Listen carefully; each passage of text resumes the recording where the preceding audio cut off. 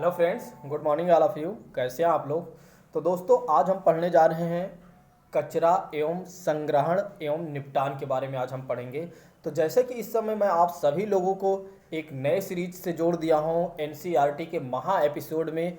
तो दोस्तों, आज हम पढ़ेंगे बहुत अच्छे से कचरा एवं संग्रहण के बारे में। कल हमने जो पढ़ा था कि तंतु से वस्त्र बनाने तक सफ़र, हमने कल सीखा था कि एक तंतु यानी कि एक रेशे से कैसे हमने धीरे धीरे धागा बनाया और धागा बनाने के पश्चात हमने कैसे वस्त्र बनाना स्टार्ट किया दोस्तों। तो आज हम जो पढ़ने वाले हैं, सबसे अच्छा टॉपिक है कचरा संग्रहण एवं निपटान के बारे में। तो सबसे पहले कहा जा रहा है भराव क्षेत्र किसे कहते हैं। भराव क्षेत्र किसे कहते हैं दोस्तों। तो भराव क्षेत्र का मतलब ये हो जाता है सफाई कर्मचारी, जो सफाई कर्मचारी होते हैं कूड़ा एकत्र करते हैं और कूड़ा को एकत्र करने के बाद ट्रकों में ले जाते हैं और जो खुले हुए क्षेत्र होते हैं उनके गड्ढों में डाल देते हैं। तो इन खुले हुए क्षेत्रों में डाला गया जो कचरा होता है, जो वेस्टेज पदार्थ होते हैं, उसे ही बोला जाता है भराव क्षेत्र। तो दोस्तों, शायद आपको बहुत अच्छे से समझ में आ गया होगा कि भराव क्षेत्र किसे कहते हैं। तो भराव क्षेत्र उसे कहा जाता है जो सफाई कर्मचारी होते हैं। जैसे कि अगर मैं बात करूं नगर निगम, अगर मैं आपसे बात करूं नगर पालिका, तो इन सब के जो सफाई कर्मचारी वाले होते हैं, ये क्या करते हैं, जगह जगह से, यानी कि एक तरह से एक प्लेस से दूसरे प्लेस का जो कचरा होता है उसको कलेक्ट करते हैं और एक ट्रकों में कलेक्ट करते हैं। ट्रकों में कलेक्ट करने के पश्चात क्या करते हैं, एक ऐसे खुले क्षेत्र में ले जाते हैं जहां पर एक तरह से किसी प्रकार की परेशानी ना हो और वहां पर ये सारे कचरे जो होता है डाल देते हैं दोस्तों। तो उस जो गहरे गड्ढे में डाला जाता है उससे ही बोला जाता है खुले क्षेत्र को भराव क्षेत्र कहा जाता है। उस खुले क्षेत्र को क्या कहा जाता है, भराव क्षेत्र कहा जाता है। नेक्स्ट आइए बात करते हैं कि कंपोस्टिंग किसे कहा जाता है। कंपोस्टिंग किसे कहा जाता है। तो कंपोस्टिंग किसे कहा जाता है दोस्तों, रसोई घर के अपशिष्ट सहित पौधों एवं जंतु अपशिष्टों को खाद में परिवर्तित करना ही कंपोस्टिंग कहा जाता है। किसे कहा जाता है, रसोई घर के जो रसोई घर के अपशिष्ट पदार्थ होते हैं, जो बेकार पदार्थ होते हैं, उनके साथ ही साथ जो पौधे होते हैं और जो जंतु होते हैं, इन सभी के अपशिष्ट पदार्थों को क्या करते हैं, खाद में परिवर्तित करना ही कंपोस्टिंग हो जाता है। आइए जानते हैं कैसे इसको परिवर्तित करते हैं। तो देखो, जैसे कि मैं आपको बताऊं, रसोई घर के जितने भी वेस्टेज पदार्थ हैं और साथ ही साथ पौधों के जितने भी वेस्टेज पदार्थ हैं उसको ले लिए, फिर जितने भी जंतु मर गए हैं या जंतु के जितने भी वेस्टेज पदार्थ हैं उनको एक बार कलेक्ट कर, जंतु के जितने भी वेस्टेज पदार्थ जैसे कि गोबर वगैरह है, इन सभी को क्या करते हैं, एक जगह कलेक्ट करते हैं और ले जाकर एक गड्ढों में डाल देते हैं और गड्ढे को बंद कर देते हैं दोस्तों। जब बंद कर देते हैं, कुछ दिनों पश्चात क्या हो जाता है, वह खाद में परिवर्तित हो जाता है। तो उसे ही बोला जाता है कंपोस्टिंग बोला जाता है। तो दोस्तों, मुझे आशा है कि आप सभी लोगों को समझ में आया होगा कि कंपोस्टिंग किसे कहते हैं और खुले क्षेत्र के भराव किसे कहा जाता है। ठीक है, नेक्स्ट आइए जानते हैं कि हमें सूखी पत्तियों को क्यों नहीं जलाना चाहिए। तो दोस्तों, आज हम जानेंगे कि हमें सूखी पत्तियों को क्यों नहीं जलाना चाहिए।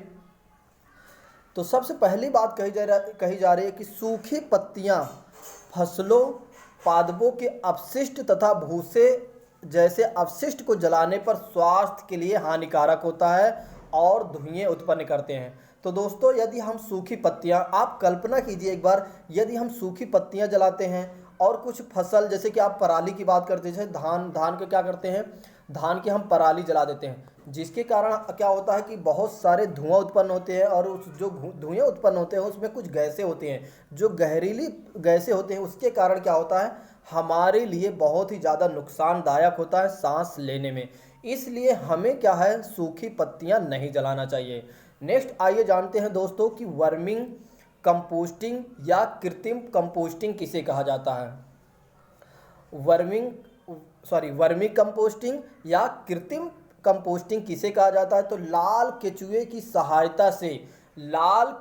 सहायता से कंपोस्ट बनाने की इस विधि को क्या कहा जाता है, वर्मी कंपोस्टिंग या कृत्रिम कंपोस्टिंग कहा जाता है। तो दोस्तों, कुछ लोगों को पहली बार पता चल रहा होगा कि वर्मिंग कंपोस्टिंग किसे कहते हैं और कृत्रिम कंपोस्टिंग किसे कहते हैं। तो लाल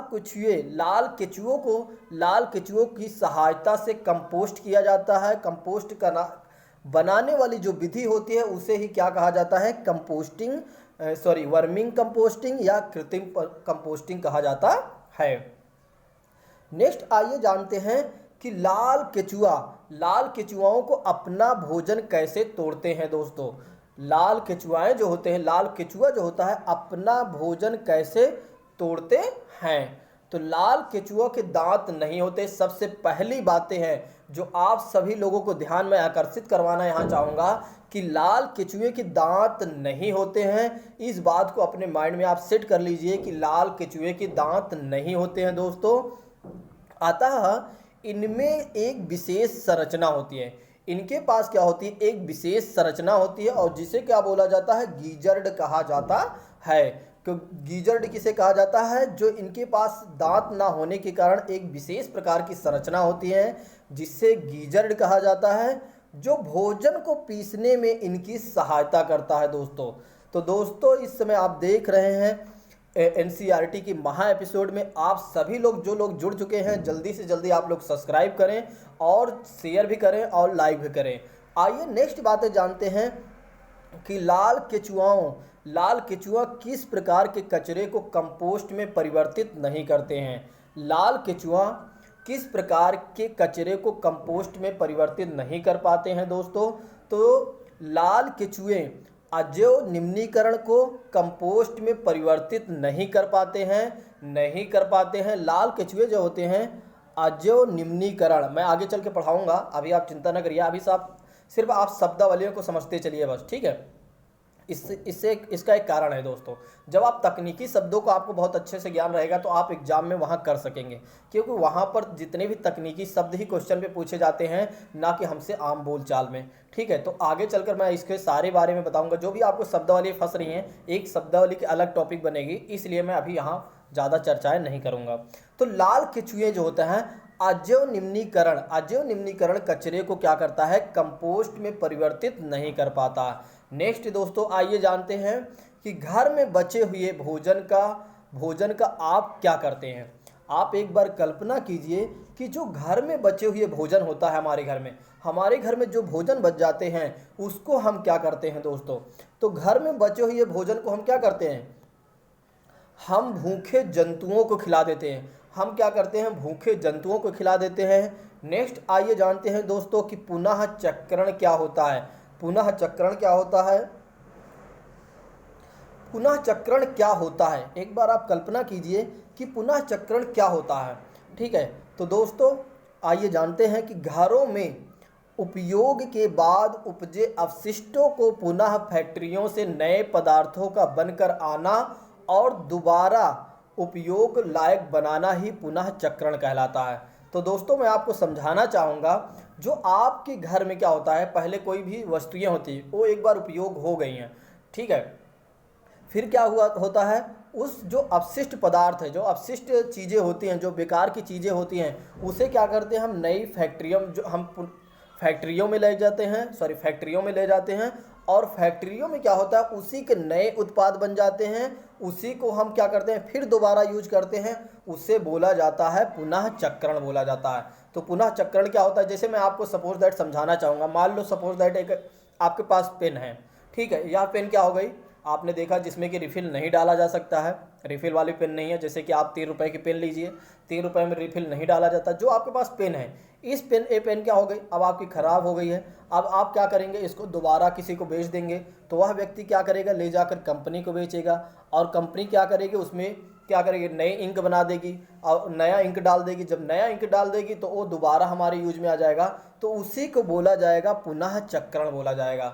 नेक्स्ट आइए बात करते हैं दोस्तों, किन किन पदार्थों का पुनः चक्रण होती हैं, किन पदार्थों का पुनः चक्रण होता है। जैसे मैंने आपको पेन का एग्जांपल बताया था, ए भी सही है, ठीक है, आप ये मत सोचिएगा कि इसमें नहीं लिखा है तो ए सही नहीं है, ठीक है, ए भी सही है। पुनः चक्रण मतलब कोई चीज़ कोई भी वस्तु एक बार यूज की हुई वस्तु को फिर दोबारा रीयूज में लाना ही पुनः चक्रण होता है। आइए जानते हैं कि किन किन पदार्थों का हम पुनः चक्रण करते हैं। तो दोस्तों प्लास्टिक के करते हैं, ठीक है। प्लास्टिक आपकी ये क्या नाम है, पेन प्लास्टिक है ही। शीशा, रबड़ और धातुएं से बनी हुई वस्तुएं जो होती हैं उसको हम पुनः चक्रण करते हैं। तो दोस्तों पुनः चक्रण में क्या क्या चीज़ें आती हैं, प्लास्टिक आता है, शीशा आता है, रबड़ आता है और धातुओं से बनी हुई वस्तुएं आती हैं। नेक्स्ट आइए बात करते हैं दोस्तों, हाँ आज के लिए बस इतना रखते हैं, सॉरी मैं फॉरगेट हो गया था, ठीक है। तो दोस्तों अभी आपने देखा कि कचरा संग्रहण एवं निपटान के बारे में आपने बहुत अच्छे से देखा। तो एनसीईआरटी की क्लास 6 की आपकी एनसीईआरटी फिनिश हो चुकी है। अब कल मैं लेकर आऊँगा 7th की, फिर उसके बाद 8th की क्लास लेकर आऊँगा। इस समय आप पढ़ रहे हैं साइंस की क्लास दोस्तों, ठीक है।